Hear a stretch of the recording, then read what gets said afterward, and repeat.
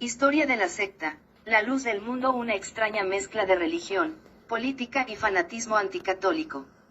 Los dirigentes de la Iglesia La Luz del Mundo cuentan a todos los miembros de la organización que han consagrado el día 14 de todos los meses, porque aquel día, según ellos, Dios bendijo a su pueblo. Un 14 de agosto nació el fundador, el hermano Eusebio Joaquín González. El 14 de febrero de 1937 nació el hermano Samuel, actual dirigente de la Iglesia, y un día 14, el Señor sacó a su pueblo Israel, de Egipto. Por lo tanto, según ellos, los días 14 son días consagrados, destinados a reunir a la familia para contarle la historia de la Iglesia, no la que fundó Cristo, sino la que fundó el hermano Aarón. Incluso, durante algún tiempo, los aaronitas afirmaban que Dios iba a recoger a su Iglesia un día 14.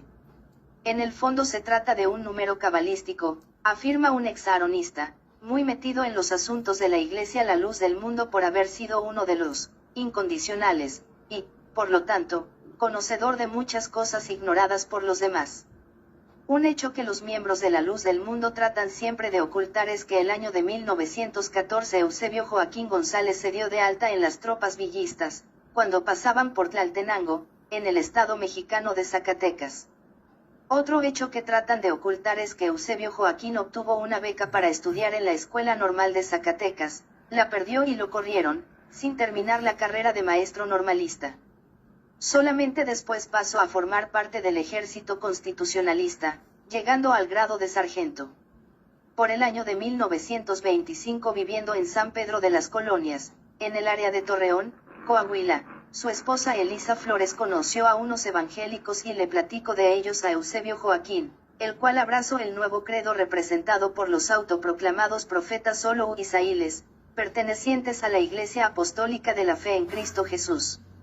Estos regresaron a Monterrey, donde finalmente se asentaron y fundaron su propia organización religiosa. Subyugado por la personalidad de estos dos extravagantes profetas chamagosos, Eusebio Joaquín desertó del ejército y se fue a Monterrey, Nuevo León, poniéndose a sus órdenes. Solo y Silas eran hombres extremadamente raros y ejercían un férreo control sobre la congregación. Uno de ellos hasta tenía 2 mujeres, argumentando que representaban el antiguo y el nuevo impacto.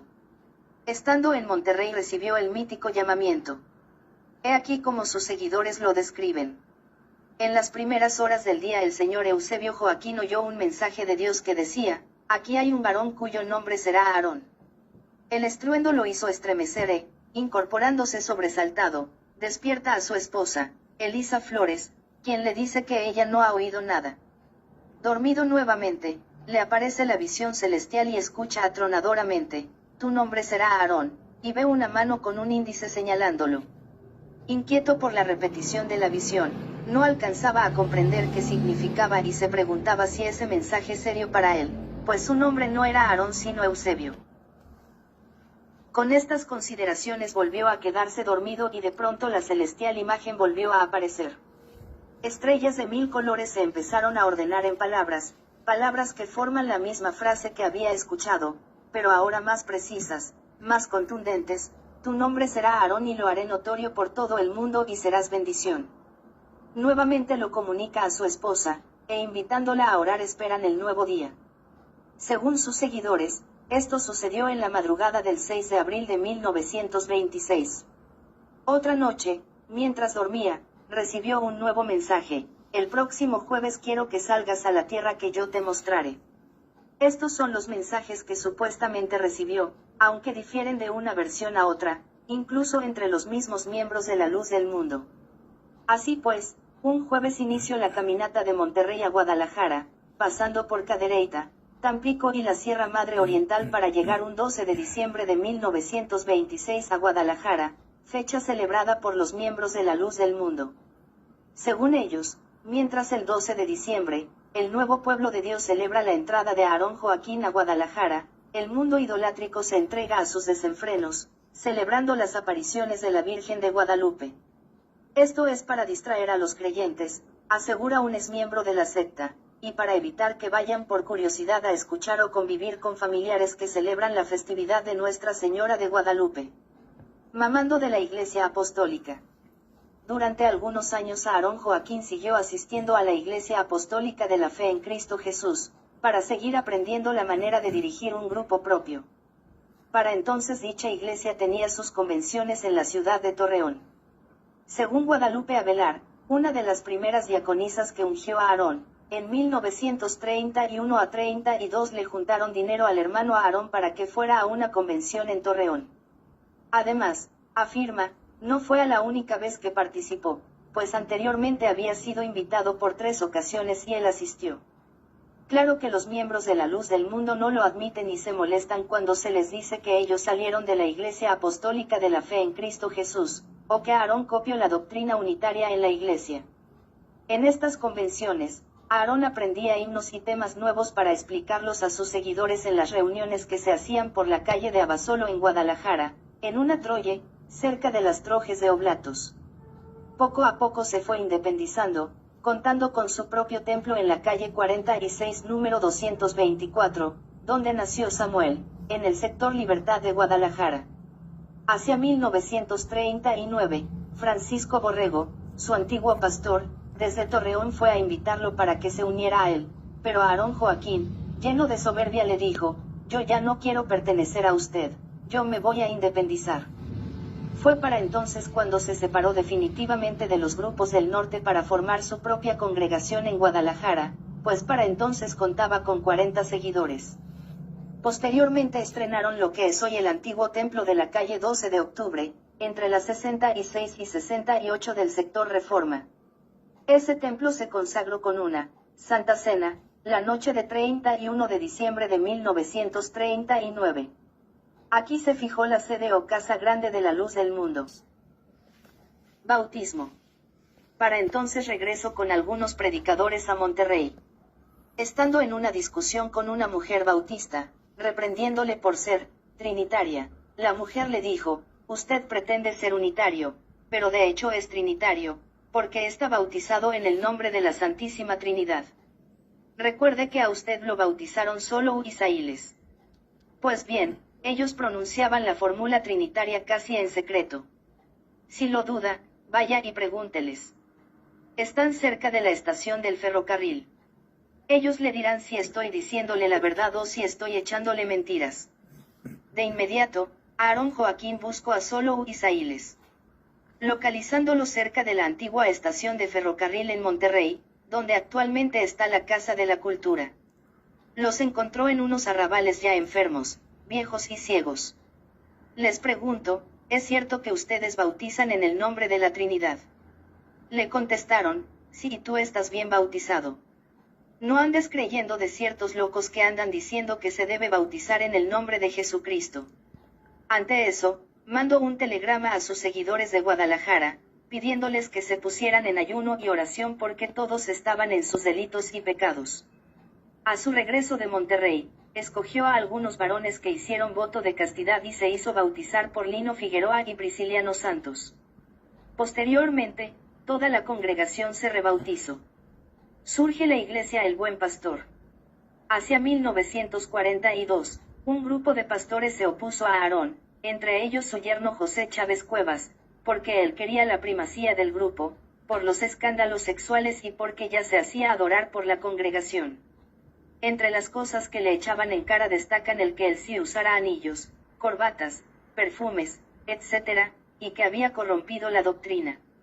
Le aplicaron el texto de la Cuarta Lamentación, versículos 1 y 20, que dice, «Cómo se ha deslucido el oro, cómo perdió brillo el oro puro». Las piedras sagradas están tiradas en todas las calles. Por eso en la trampa ha quedado el ungido del Señor, era nuestro aliento, aquel de quien decíamos, a su sombra viviremos entre las naciones. Prácticamente las congregaciones de Vallejo, en el DF, Cuernavaca y San Pedro Totoltepec se separaron para formar la Iglesia El Buen Pastor. Según los de la Luz del Mundo, al contrario, se trataría de un grupo de pastores ávidos de poder, que insultaron y difamaron al siervo de Dios.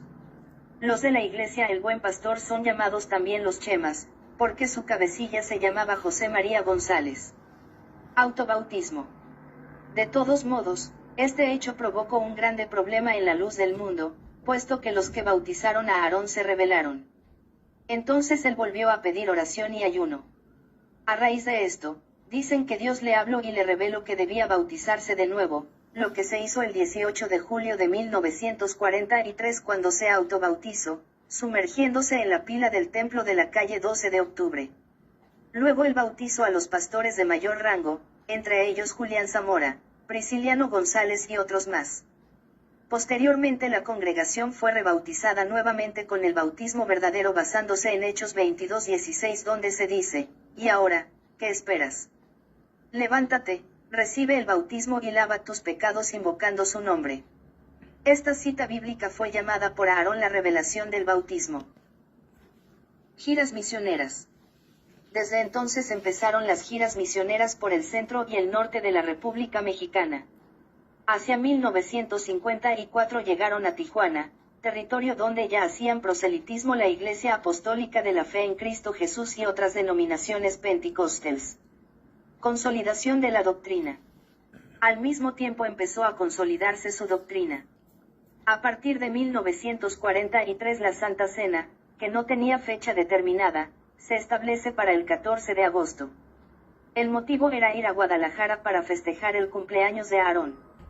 Para esta celebración, se preparaban himnos de felicitación, le llevaban flores y le presentaban doncellas.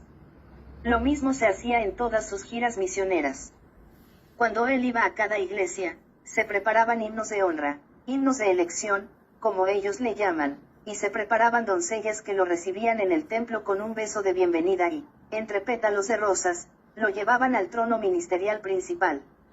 En efecto, en los lugares que él visitaba, la costumbre era que se escogieran de entre las doncellas a las más agraciadas de la congregación para darle la bienvenida. Era una apoteosis total.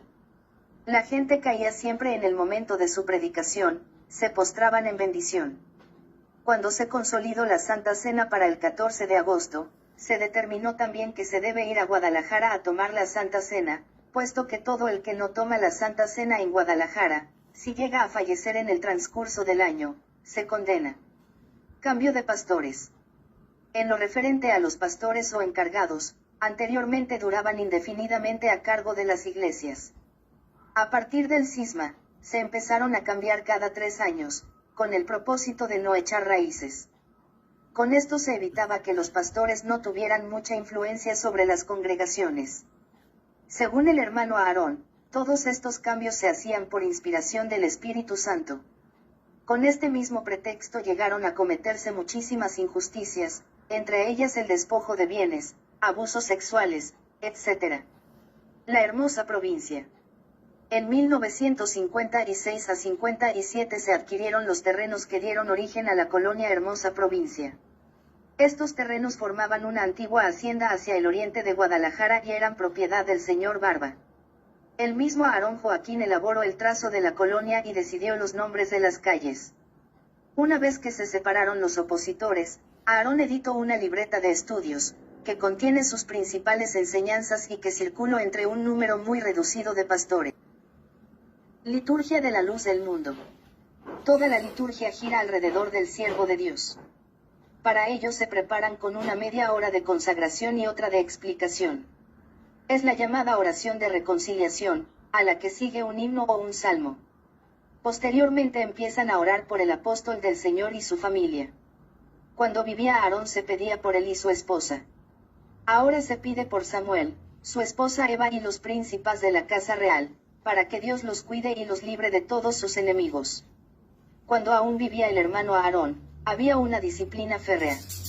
Estaba terminantemente prohibido tomarse fotografías, acudir al médico, etc. Según él, había que curarse con la sola fe. Además, estaba prohibido bañarse con jabón de olor, ponerse corbatas, anillos, etc. A las mujeres les prohibían cortarse el pelo, usar aretes, pintarse, usar faldas cortas. Fue hasta 1943 cuando empezó a darse cierta libertad para tomarse fotografías y acudir al médico. A propósito de las faldas, un ex-aronita afirma que en cierta ocasión escuchó decir a Samuel lo siguiente: mi padre dijo que la falda tenía que llegar hasta tantos dedos arriba del tobillo, pero ahora yo digo que tiene que llegar hasta el tobillo. Mi orden y mi deseo es que las hermanas porten la falda hasta el tobillo. Muerte de Aarón Joaquín. Cuando el hermano Aarón visitó Los Ángeles, California, hizo el intento de ir a El Salvador y a otros países de Centroamérica para extender su congregación, pero no lo logró. La causa. Falleció el 9 de junio de 1964. Aunque algunas personas dicen que su muerte fue por una enfermedad muy grave, gradual, lo cierto es que su muerte fue repentina.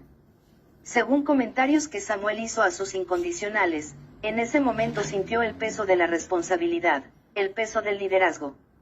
El martes 9 de junio de 1964, el fundador de la secta La Luz del Mundo, Aarón Joaquín González, fue balaceado por un marido que se vengó porque el hermano Aarón había abusado de su esposa. En el hospital donde fue llevado, pedía a gritos un sacerdote católico, pero sus familiares no quisieron llamar a ninguno. Los doctores lograron llamarle al padre José González Romo, y pidieron que a escondidas de los familiares fuera a confesar, y de hecho confesó a Aarón Joaquín Flores antes de que éste muriera. En torno a la muerte del hermano Aarón existen muy distintas versiones. La más creíble es que fue balaceado en la carretera Guadalajara a Colotlán, Jalisco, por un marido que se vengó porque el hermano Aarón había abusado de su esposa. Cuando llevaron el cuerpo de Eusebio Joaquín González al templo, Samuel le pidió a Julián Zamora y a Francisco Méndez que lo presentaran en la congregación.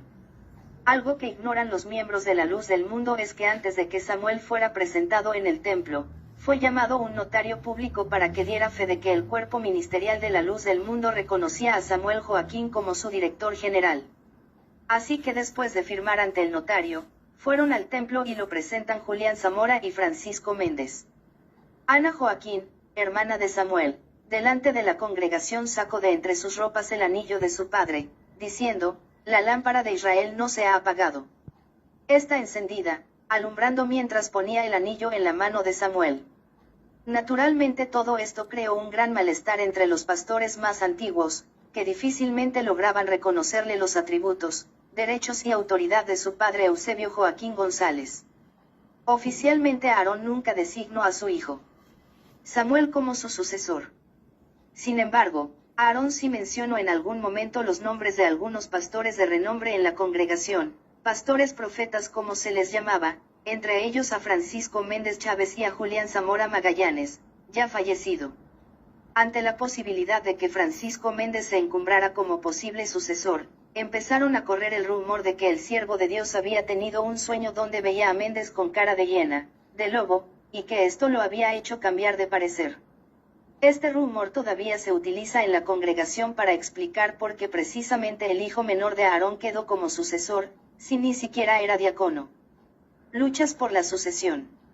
Esto motivó que hubiera días enteros de luchas internas por la sucesión. De hecho, hubo extensos estudios bíblicos para reconocer a Samuel como sucesor, aunque a Samuel le repugna la palabra sucesión. En efecto, en una ocasión que se abordó este tema, Samuel estalló en cólera, afirmando: «En la Iglesia de Dios no hay sucesión, ni valen los votos de los hombres. Lo que vale es la elección de Dios». Enfrentamiento con Francisco Méndez Chávez. Después del problema de la sucesión, hubo un enfrentamiento entre Francisco Méndez Chávez y el hermano Samuel, quien lo corrió en la iglesia de Mexicali. Posteriormente lo volvió a aceptar en la congregación y finalmente hace unos 8 años, lo expulsó definitivamente. La causa. Cuando estaba a cargo de la congregación de la calle 12 de octubre, se le ocurrió decir en alguna ocasión que el hermano Samuel no era apóstol, podría ser obispo, pero no apóstol como lo fue su padre. A raíz de esto, el hermano Samuel mandó a 2 obispos para que lo retiraran del cargo. Desde entonces Méndez se separó definitivamente. Francisco Méndez fundó su propia secta. Al salirse de La Luz del Mundo, fundó una pequeña congregación en Los Ángeles y otra cerca de Apatzingán, en Michoacán, México. Él sigue considerándose aaronita, pero no samuelista. Sigue creyendo todavía que él fue ungido y tiene el grado de profeta. Según él, nadie se lo puede quitar porque se lo dio el hermano Aarón. División y abusos sexuales. Por ese motivo surgió la división de lo que ellos llaman la división de los falsos, o las chemas. Esta división fue algo catastrófico, porque dividió familias completas, unos contra otros, como se puede verificar en algunos medios informativos. Entre ellos, el periódico, El Occidental, de noviembre y de diciembre de 1942. Durante estos meses, El Occidental informó a la opinión pública cómo familias enteras eran perseguidas. Eran los cortados, porque se les cortaba la comunión. En efecto, nadie podía hablarles, bajo la amenaza de que el que les hablara, quedaba excomulgado. Desde entonces se empezó a conocer los abusos sexuales cometidos por el hermano Aarón. Entre las víctimas de los abusos sexuales podemos mencionar a Guadalupe Avelar. Cuando Elisa Flores, la esposa de Aarón, supo que Guadalupe estaba embarazada, trató de presionarla para que abortara, pero ella se negó. Ante eso, decidieron correrla. Así, Guadalupe Avelar fue a parar hasta Tapachula, Chiapas. En esta ciudad dio a luz a un hijo de Aarón Joaquín, llamado Abel Joaquín Avelar. Abel Joaquín Avelar. Hijo natural de Aarón Joaquín. He aquí lo que narra un exmiembro de la Luz del Mundo, que denunció los abusos de esta secta en 1997. Nosotros hicimos un ayuno de 5 días ante la secretaria de Gobernación en diciembre de 1997 y hasta allá fue Abel Joaquín a felicitarnos. Cuando yo lo vi, créanme, sin más ni más lo reconocí. Tenía la misma cara de Aarón Joaquín. Fue a felicitarnos, nos regaló una chamarra y nos dijo, los felicito por lo que están haciendo. Yo le dije, usted es Abel. Efectivamente, me contestó. Sí, usted es igualito a su padre. Vengo a felicitarlos, a decirles que están haciendo lo correcto. Y nos presentó a Ana Rodríguez, su esposa, quien también se separó de la Luz del Mundo con toda su familia. Aarón mandó recoger a su hijo. Cuando aún vivía Aarón, mandó a José Chávez, uno de sus yernos, casado con María Joaquín, su hija mayor, a que lo buscara y lo recogiera, junto con su madre. Obviamente no le decía papá, sino tío. Esa fue la consigna, que cuando él llegara allí, tenía que decirle tío y no papá, para disimular ante la congregación. Guadalupe Avelar pidió perdón a la congregación como si el embarazo hubiera sido con otro hombre.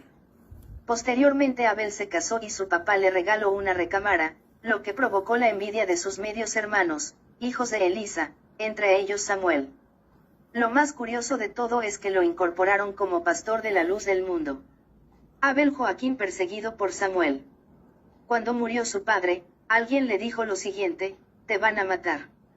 Huye. Piensan mandarte de encargado a Nayarit. Huye, porque te van a venadear, te van a matar, para que no le hagas sombra a Samuel. Él huyó efectivamente de la colonia Hermosa Provincia, corriendo entre los milpales hasta la colonia Yáñez de la ciudad de Guadalajara, separándose definitivamente de la Luz del Mundo en 1965. Una nueva iglesia. Al despedirse, Abel Joaquín entregó un folleto donde informaba que cuenta ya con una iglesia, de la cual fue apóstol y siervo de Dios. Está ubicada en la Ciudad de México, registrada con el número 015 de las asociaciones religiosas, con dirección en la colonia Granjas Valle sección a calle Riva Palacio número 15. Con el nombre de Iglesia de Jesucristo. Según nos comentó, le ha ido muy bien. Afirma, yo no he estado en la rapiña, como hacen los de la Luz del Mundo, yo he formado mi propia congregación honestamente. Otra hija natural de Aarón Joaquín. Es muy importante hacer notar que el hermano Aarón tuvo también una hija con Ramona Olivares, de nombre Marta Joaquín, casada con un obispo de la Luz del Mundo llamado Guadalupe Hernández. ¿Qué pasó con los demás hijos de Aarón? Uno de ellos, Pablo, falleció a la edad de 12 años en la colonia 12 de octubre. El otro, Santiago, ha sido siempre un borracho y mujeriego, con amantes por toda la ciudad. Siendo estéril su esposa, Julia Córdoba, Santiago se dedicó a embarazar mujeres por todos lados y lo que hacía era quitarles a los niños para llevárselos a su mujer para que los criara, ante la complacencia de la madre de Samuel, Elisa Flores. Entre ellos están Santiago Joaquín Córdoba, Ariel Joaquín Córdoba y Ciurabe Joaquín Córdoba, mujer. Séquito real. De mujeres incondicionales, de Samuel Joaquín Flores. Por otra parte, las más agraciadas de las mujeres del grupo de incondicionales, son las que forman el séquito real en la casa de Samuel, en el palacio real. Muchas de ellas se han encumbrado en la estructura ministerial mucho más que los obispos. A estas mujeres, la prensa elegantemente les ha llamado Vestels, pero más que nada son mujeres muy agraciadas físicamente, que detentan el poder administrativo y el control de los diezmos y ofrendas. Las Barbies o muñequitas del hermano. Tenemos el caso de Magdalena Padilla Iñiguez y Magdalena Bravo Aramburu, alias Nena Jerem, consideradas como los brazos fuertes de Samuel. De hecho, Magdalena Bravo era chofer de Samuel. Por su parte, Magdalena Padilla Iñiguez, que fue regalada por su propia madre a Samuel cuando contaba con escasos 13 años de edad, llevaba el control de los incondicionales. Entre las mujeres de la hermosa provincia se encuentran, además, Magdalena Bravo Aramburu, alias Nena Jerem, Teresita del Niño Jesús, Jadia Velar, María de los Ángeles Ochoa Castro, Rosy, Sonia Campos, Sandra Manjares, Patti Manjares, Saraí Cervantes, Aceico Quintero, etc. Esta lista continúa y según algunos dirigentes, todas las que siguen a continuación tuvieron fuertes problemas emocionales y huyeron de la casa de Samuel. Ellas son, Eunice Olivares, Miriam Manjares, Ana Medina, Silvia Martínez, Leticia Topete, Elisa Martínez, Osuelia Hernández Huerta y Marta García. Conviene aclarar que la mayoría de los que han salido de la luz del mundo, salen sin querer saber nada de religión, piensan que la religión es puro negocio y que a donde quiera que vayan, encontrarán dirigentes que quieran abusar de ellas. Ministerio de Finanzas. En la Casa Grande hay un buzón a un costado de la puerta, donde se sube a depositar los sobres de los diezmos. Posteriormente Samuel, para evitar el enriquecimiento de los pastores, que cada vez que iban a Guadalajara, después de besarle, le entregaban en las manos los diezmos, estructuró un sistema de finanzas. Ahora, en cada congregación se nombra una comisión de finanzas. Esta comisión cuenta con una caja con 3 chapas y 3 llaves que guardan algunos miembros de la organización. Se abre los domingos después de la escuela dominical. Se cuentan las ofrendas y diezmos y se envía a Guadalajara la parte que les corresponde y se le da al pastor lo que le toque para su manutención. Es lo que se acostumbra a hacer. Anteriormente no se hacía así, sino que cada quien entregaba a Samuel lo que quería. Esto permitió a muchos pastores acumular fortunas enormes. Samuel Joaquín. Un hombre frustrado. Samuel Joaquín es víctima de la doctrina de su padre, Aarón Joaquín, que siempre se valió de adoberos, salseros, panaderos, gente humilde para enviarlos a predicar. Solía decir, ustedes llevan la consigna de predicar el Evangelio de nuestro Señor Jesucristo. En sus ratos libres, después de desempeñar su profesión, dedíquense a salir y predicar. De esta forma avanzaron, porque para Aarón Joaquín todo lo que era el estudio era diabólico, la ciencia y el estudio eran diabólicos. A su hijo Samuel Joaquín solo le permitió estudiar hasta sexto de primaria, que cursó en la Escuela Mariano Escobedo, que está por la calle 68 del sector Reforma en Guadalajara, al dar la vuelta por la calle 12 de octubre. Por lo tanto, Samuel Joaquín creció con la frustración de no haber podido estudiar más, puesto que su padre no se lo permitió. Hasta hace algunos años, en sus polémicas doctrinales con otras denominaciones, los aaronitas se ufanaban diciendo, nosotros no necesitamos de un seminario, ni un instituto bíblico, para nosotros basta la inspiración y la revelación del Espíritu Santo. Naasón Joaquín García, el hijo menor de Samuel y Eva, es el sucesor de su padre. A partir del 14 de diciembre de 2014, Naasón es el líder máximo de la luz del mundo. La madrugada del 14 de diciembre Naasón Joaquín García se proclamó el nuevo líder, argumentando que Dios le habló y lo eligió como el pastor de la luz del mundo. Según lo que declaró, esto sucedió durante los 25 días que junto con su familia se mantuvo orando por la salud de su padre. En una de esas noches, afirma, uno de sus hermanos cayó arrodillado y abatido por el dolor y él pidió a Dios por su consuelo. Oí una voz muy fuerte, como un estruendo, y esa voz me decía, ¿por qué me pides consuelo, si tú has de dar consuelo a mi pueblo? Naasón preguntó a los aaronitas congregados en los funerales del hermano Samuel si creían en el llamado divino que estaba revelando. Estos afirmaron enfáticamente que sí le creían. Así inicia una nueva etapa en la vida de este grupo proselitista de origen mexicano, que lucha por extenderse en todo el mundo. La luz del mundo verdaderamente hace de Naasón Joaquín García, un verdadero mediador entre Dios y los hombres sin el cual no puede haber salvación. Si una persona recibe la salvación de Cristo y rechaza a Naasón Joaquín García no puede ser salvo. Aunque la secta Luz del Mundo hace creer a sus seguidores que se basa únicamente en la Biblia, lo cierto es que contradice la clara enseñanza bíblica. 1 Timoteo 2:5 dice que hay un solo Dios, y un solo mediador entre Dios y los hombres, Jesucristo hombre. Hechos 4:12 dice que no hay otro nombre dado a los hombres a través del cual podamos ser salvos, que el de Jesucristo. Convencen a sus engañados que lo que ellos enseñan es verdad sacando versículos bíblicos de su contexto. Por ejemplo, a pesar de que en la Biblia la tarea del apóstol era ser comisionado para predicar a Jesús, pero de ninguna manera los méritos del apóstol tenían parte en la salvación de los hombres, ellos encuentran pasajes para justificar su enseñanza antibíblica como los siguientes.